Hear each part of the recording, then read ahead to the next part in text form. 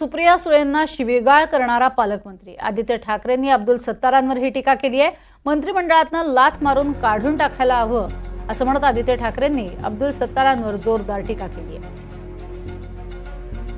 तर यापूर्वी अब्दुल सत्तार यांनी केलेल्या वक्तव्याचा दाखला देत त्यांनी हे वक्तव्य केलेलं आहे। सुप्रिया सुळेंना शिवीगाळ करणारा पालकमंत्री आणि लाथ मारून मंत्रिमंडळातनं हकलून द्यायला हवं असंही यावेळेला आदित्य ठाकरेंनी म्हटलंय। 2 वर्षामध्ये या महाराष्ट्रात अनेकदा आपण ओरडलेलो आहे, अनेकदा आपण आंदोलन केलेली आहेत। 2 मंत्री असे आहेत, एक मला वाटतं पालकमंत्री बनवले तिथे, गद्दार त्यांचं नाव आहे, आडनाव काय,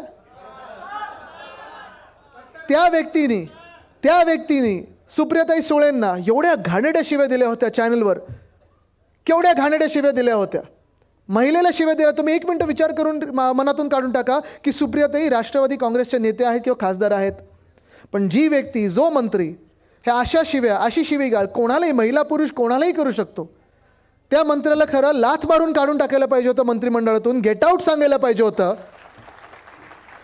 त्यांना तुम्ही पालकमंत्री म्हणून छत्रपती संभाजीनगरच्या डोक्यावर बसवलेलं आहे। तुम्ही मला सांगा, असले लोक तुमचे लाडके भाऊ होऊ शकतात का? दुसरे मंत्री आहेत, आज निर्लज्जपणे ते बोलले आहेत की अशा घटना तर होतच असतात, अशा घटना होतच असतात। अरे तुमच्यावरच एवढे भयानक आरोप झाले होते की उद्धव साहेबांना तुम्हाला काढायला लागलं होतं, गेट आउट सांगायला लागलं होतं। माहिती आहे ना कोणाबद्दल बोलतोय मी? आज काय स्टेटमेंट दिलं, आज की काल, की आंदोलनं योग्य नाहीत, अशी घटना होत असतात। अरे होत असतात, महिलांवर अत्याचार होतोय, महिलांवर बलात्कार होतोय, त्यांना फाशी द्या, अशी आंदोलनं तुम्ही केली पाहिजेत। हा कुठचा निर्लज्जपणा आहे की अशा घटना होत असतात कारण तुम्हाला फाशी होईल म्हणून?